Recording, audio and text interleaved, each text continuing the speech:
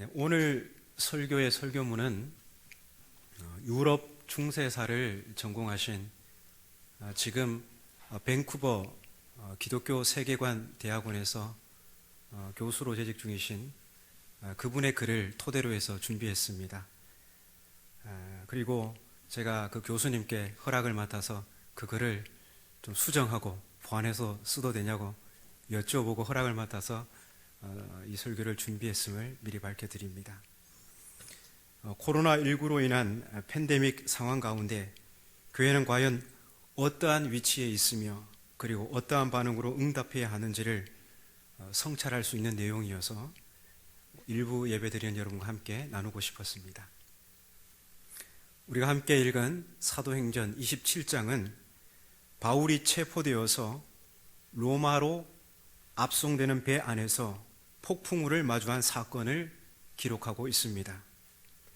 폭풍우는 인간이 통제할 수 없는 자연재해입니다. 인간의 통제 범위를 넘어서는 사건이나 사고를 가리켜서 불가항력, force majeure이라고 하죠. 그런데 이 불가항력이라는 단어가 법률 용어더라고요. 계약과 관련된 법률 용어인데요. 주로 인간의 힘으로 어찌할 수 없는 상황에서 계약 의무를 수행할 수 없을 때에 책임 혹은 불이익을 면할 때 사용되는 단어입니다. 예컨대 제가 군 생활을 할 때 제일 부러운 동료들이 누구냐 하면 집이 제주도인 사람이었습니다. 보통 정규 휴가가 9박 10일이었는데요. 제주도 사는 사람들은 휴가가 14박 15일이었어요. 그리고 휴가비도 훨씬 많았습니다. 근데 실제로 집에 도착하는 시간은 집이 상주인 저보다 제주도인 사람이 더 빨랐어요. 왜 그럴까요? 강원도 철원에서 서울 수유리에 나와서 수유리에서 그 사람들은 김포공항으로 와서 비행기 타면 금방 가는데 저는 동서울 터미널 와가지고 버스를 타고 이렇게 갈아타면 제가 훨씬 많이 걸렸어요. 그런데도 집이 멀다고 해서 그런 혜택을 받았는데요. 그리고 그 제주도 사는 사람들은 휴가를 오가는 과정에서 비행기나 배와 같은 교통수단을 이용하기 때문에 지진이나 폭풍, 홍수와 같은 자연재해로 인한 불가항력의 상황에서는 미복귀, 휴가 미복귀로 인한 불이익을 면할 수 있었습니다. 이처럼 불가항력의 첫 번째 의미는 지진, 폭풍, 홍수, 눈사태, 전염병과 등과 같은 자연재해나 전쟁, 혁명, 폭동, 정부 조치 등과 같은 인위적인 사건으로 인해서 계약 의무를 수행할 수 없는 상황을 가리킵니다. 불가항력에 또 다른 의미가 있습니다. 그것은 거부할 수 없는 본능이나 충동입니다. 거부할 수 없는 본능이나 충동.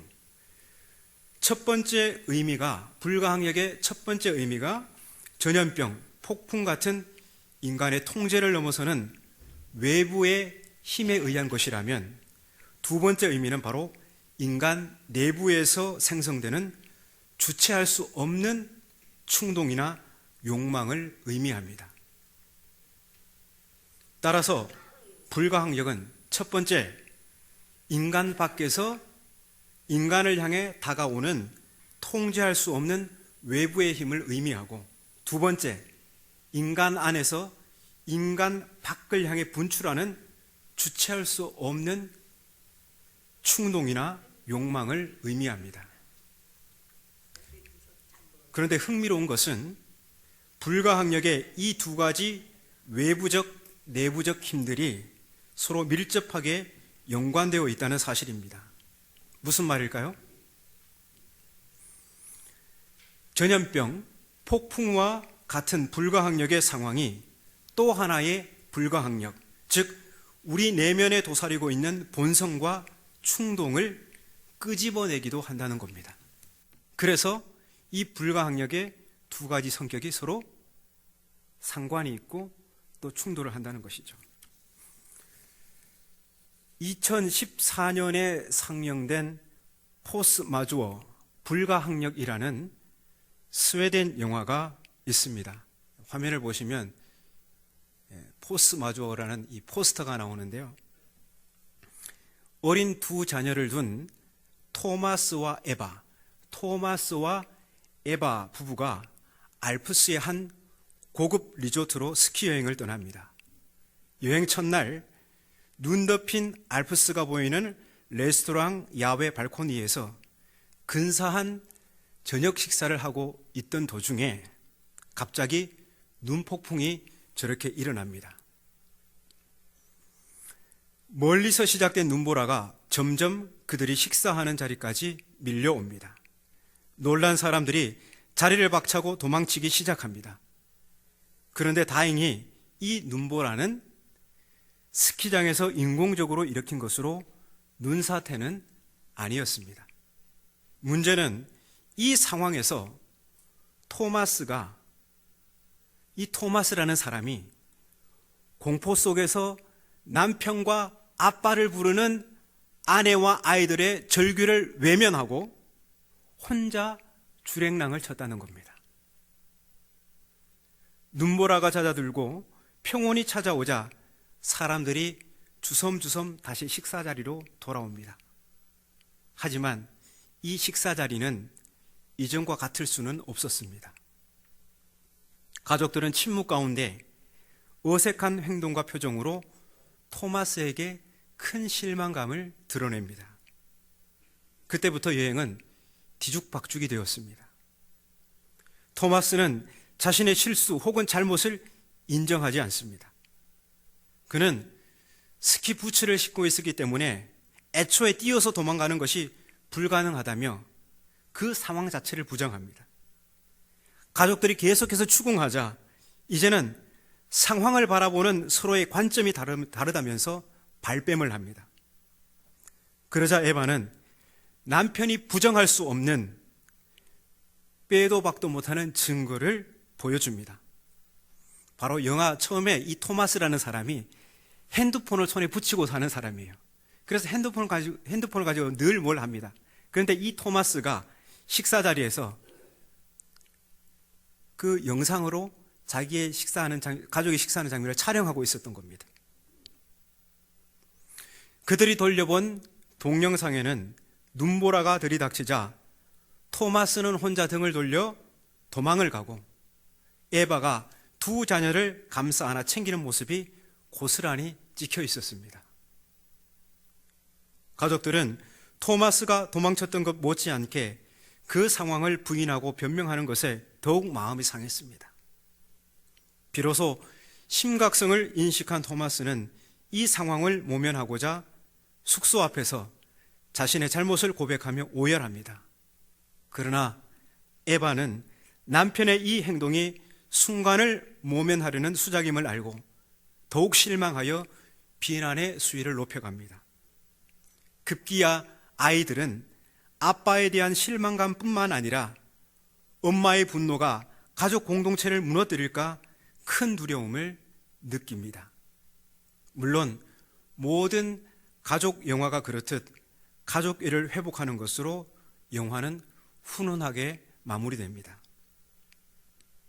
영화 제목 포스 마주어는 눈사태라는 불가항력이 모티브가 되어서 또 다른 하나의 불가항력, 즉 인간의 이기적인 욕구와 절제 못할 분노라는 충동을 드러내고 있습니다.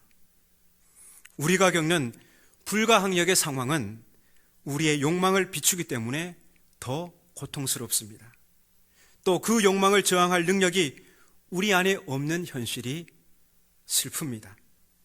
어쩌면 그렇기 때문에 우리는 토마스처럼 그 현실을 발빠르게 부정하고 변명하는지도 모릅니다. 아니면 에바처럼 그런 상황을 보면서 걷잡을 수 없는 분노를 쏟아놓는지도 모르겠습니다. 이제 다음 숙제는 이런 깨진 관계와 감정들을 어떻게 회복할 것인가 하는 것입니다. 이 불가항력의 상황이 우리에게 전해주는 것은 무엇일까요? 공동체라는 관점에서 고민해 볼 수 있습니다. 토마스가 혼자 도망친 것은 개인의 일탈이 아니라 가족 공동체에 대한 배신이자 상처를 주는 행위였습니다. 에바 역시 남편의 가족 공동체에 대한 배신에 또 다른 파괴적인 분노로 대응하면서 가족 공동체의 안녕을 악화시켰습니다. 우리가 흔히 쓰는 한 배를 타고 있다는 말은 공동 운명체를 뜻하는 수사적 표현입니다. 공동체 전체에 영향을 주는 불가항력의 상황 앞에서는 그 구성원들은 개인이 아니라 우리라는 정체성으로 묶입니다. 따라서 불가항력은 공동체에 대한 우리의 태도를 잘 드러냅니다. 그 속에서 더 이기적인 혹은 덜 이기적인 혹은 더 이타적인 개인들이 등장하게 되죠. 서로 다른 다양한 인격이 모여 있고 다양한 반응이 드러나기 때문에 공동체 상호 간의 긴장과 갈등이 증폭될 수밖에 없습니다. 좁게는 가족 공동체, 넓게는 교회 공동체나 사회 공동체 모두에게 마찬가지입니다. 이제 사도행전 본문으로 돌아가 보겠습니다. 한 배를 탄 276명의 사람들은 폭풍우 앞에서 공동 운명체였습니다. 먹지 못하고 굶주린 날이 14일이 될 정도라고 하니 이 폭풍우가 얼마나 오래 지속되었는지를 알 수 있죠. 그러나 한 배를 탄 공동 운명체에서 폭풍우를 헤쳐나가려는 사람들은 서로 다 이해가 달랐습니다. 30절을 보면 사공들은 오랜 뱃사람의 경험에서 이 폭풍우에서 배가 더 이상 견딜 수 없다는 것을 직감적으로 알고 은밀하게 거룻배, 구명 보트를 타고 탈출하려고 합니다. 자기들만 살려고 하죠.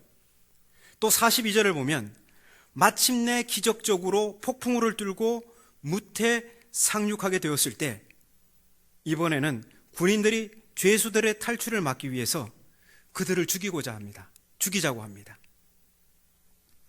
이 상황에서 사도 바울은 이 풍랑 속에서 구원을 얻는 길에 대해 백부장과 군인들에게 일러줍니다.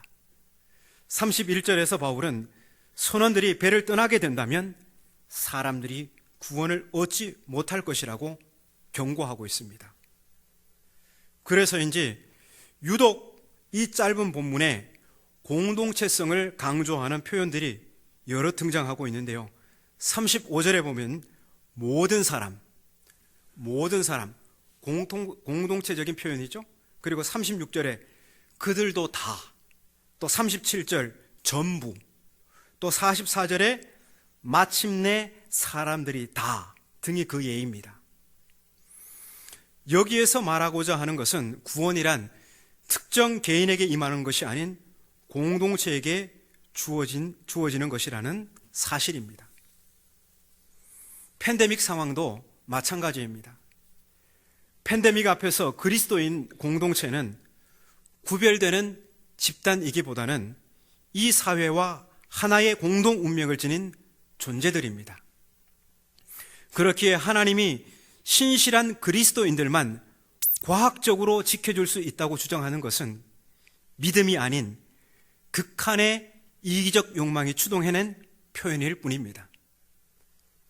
팬데믹 상황에서 공동체의식, 시민의식, 이것이 분파의식보다 우선해야 하는 인식입니다. 그것이 위기를 극복해 나가는 첫걸음입니다. 그리스도인은 바람직한 시민의식을 갖춘 좋은 시민이어야 합니다. 왜냐하면 하나님 나라는 십자가가 서 있는 교회 건물 안에서 구현되는 것이 아니라 이 땅 가운데서 실현해야 하는 것이기 때문입니다. 불가항력 상황이 그저 지나가기만 바라는 것은 해법이 아닙니다. 이 상황에서 공동체가 할 수 있는 것은 회복력을 만들어가는 것입니다. 회복력 혹은 복원력은 기울어진 배가 뒤집히지 않고 평형을 되찾는 능력을 의미합니다. 양팔 저울이 어느 한쪽으로 기울어질 때 그 받침대의 중심을 이동시켜서 균형을 유지하는 것이 회복력입니다. 따라서 회복력이란 우리를 둘러싼 환경의 도전 속에서 균형을 잡기 위해서 우리 개개인이 대응하는 방식입니다. 사도 바울은 풍랑에 처한 배의 회복력을 위한 구체적인 지침을 배의 책임을 맡고 있는 백부장에게 제시하고 있습니다. 가장 먼저 31절을 보면 바울은 어느 누구도 두려움 속에서 도망하지 않고 풍랑 속에서도 잠잠히 평정심을 유지하도록 독려합니다. 불가항력의 외부적인 폭풍이 우리 내부의 불가항력적인 두려움과 이기심의 본성을 끄집어내지 않도록 한 것입니다. 그리고 34절에서 바울은 오랜 풍랑 속에서 지칠 대로 지친 사람들에게 음식 먹기를 권하고 있습니다. 희망을 잃으면 사람들은 곡기를 끊는다고 합니다. 먹는다는 것은 생에 대한 희망을 부여잡는 행위입니다. 바울의 이 권면에 사람들은 모두 안심하고 음식을 배부르게 받아 먹습니다. 그 다음 조치는 38절을 보면 밀을 바다에 던져버려 배를 가볍게 하는 것입니다. 밀은 어떤 것입니까? 생존을 위한 매우 중요한 수단입니다. 그런 점에서 매우 밀을 버렸다는 것은 매우 상징적인 행위죠. 아마도 우리 삶의 우선순위를 의미하는 것일 수도 있습니다. 먹는 것이야말로 우리에게 가장 중요한 것이자 저항할 수 없는 충동입니다. 중요하다고 판단하고 쟁여두었던 그러한 것들을 버리는 선택이 구원의 길이라고 바울은 말하고 있습니다. 그간 무겁게 쌓아두었던 것들을 하나둘씩 비울 때 상실의 아픔보다는 진정으로 걸어갈 나그네의 길이 보이는 것입니다. 외적인 불가항력은 우리 안에 불가항력의 충동을 성찰하여 길을 바꾸게 하는 은혜로 작용하기도 합니다.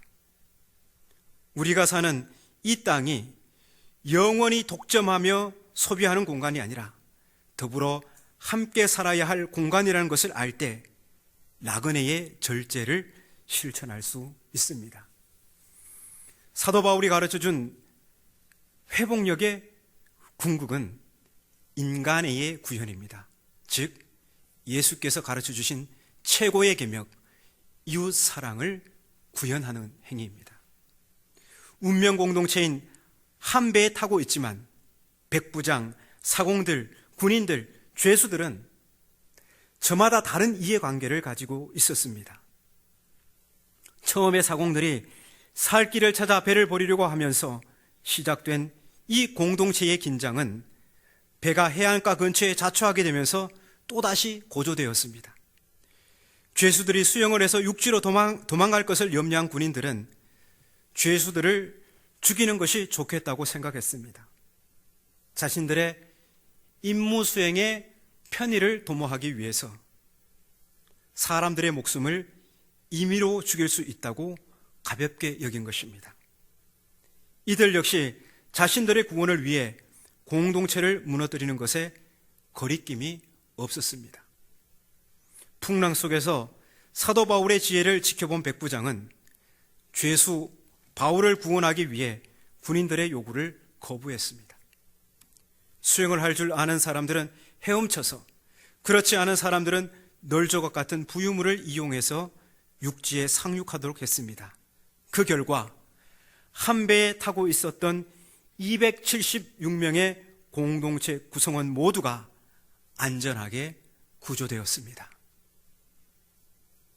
팬데믹 상황에서 공동체 내의 어느 구성원이건 위험으로부터 자유로울 수는 없습니다. 불가항력의 상황 속에서 모두가 다 자기 입장을 주장할 수도 있고 생존 본능에 따라 충실하게 행동할 수 있습니다.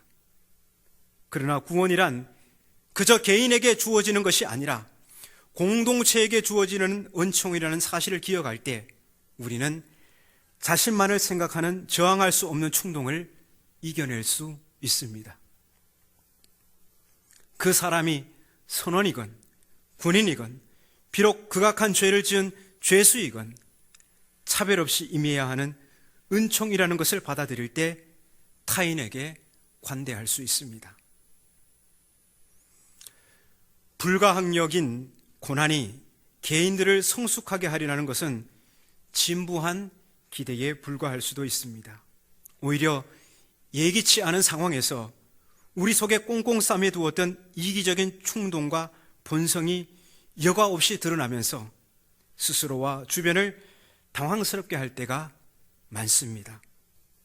이 당황스러운 상황에서 우리는 먼저 잠잠히 우리 자신을 돌아보아야 합니다. 그리고 균형을 회복하기 위해 바닥에 바짝 엎드려서 조심스레 우리의 중심축을 이동해야 합니다. 이는 우리에게 있는 거추장스러운 것을 포기하고 버리는 행위가 수반될 수도 있습니다. 본성과 이기심을 넘어 공동체의 안녕을 향한 한 클릭 중심 이동을 할 때 그것은 공동체의 그것은 어떤 신념에 대한 타협이 아니라 우리가 속한 공동체에 대한 섬김의 표현인 것입니다.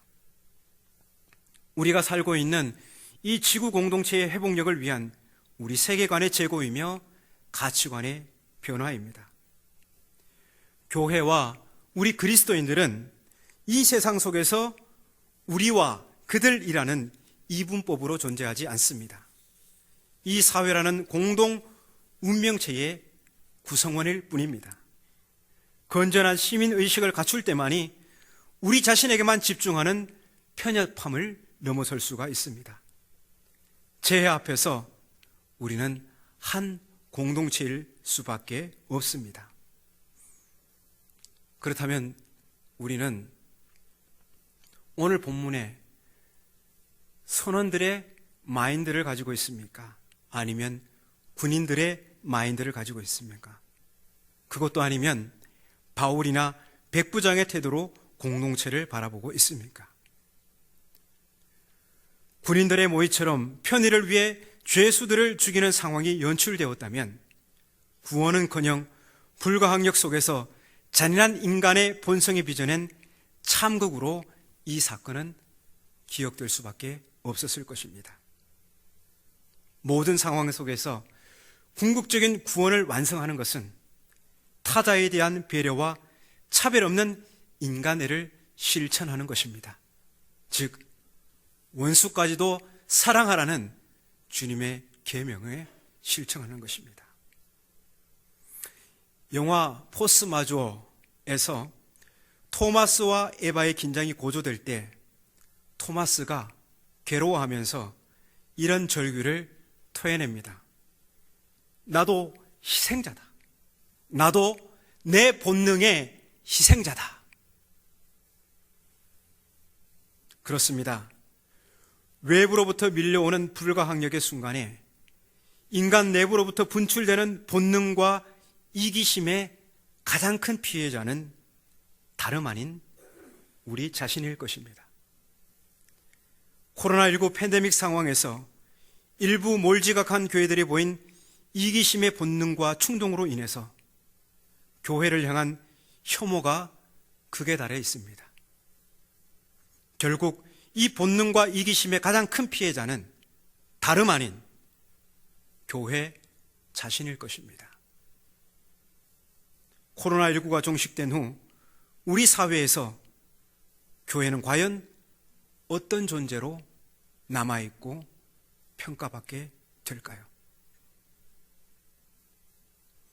후에 이 교회가 토마스처럼 아무리 발뺌을 해도 토마스가 얼마나 발뺌합니까? 나중에 교회가 아무리 발뺌을 해도 빼도 박을 수 없는 증거가 여기저기에 남아 있습니다. 팬데믹 상황이 종료된 후 교회에 남아야 할 것은, 우리 교회에 남아야 있어야 할 것은 십자가의 흔적입니다. 기울어진 저울추의 평형을 맞추기 위해서 바짝 엎드려 중심 이동한 상처의 흔적들 말입니다. 그 십자가의 흔적들이 있을 때 코로나 이후 교회는 이 세상의 희망이 될 수가 있습니다.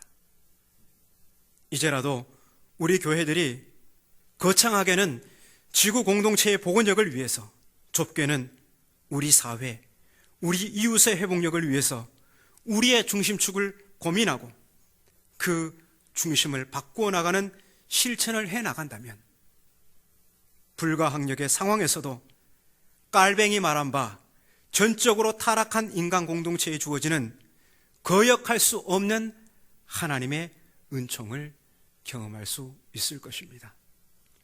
오늘 본문을 통해서 주시는 하나님의 음성에 우리가 겸손한 마음으로 받아들이고 우리의 중심축이 어떻게 이동되어야 할 것인가 함께 고민하며 실천해 나가는 지역의 모든 성도들이 되시기를 주님의 이름으로 축원합니다.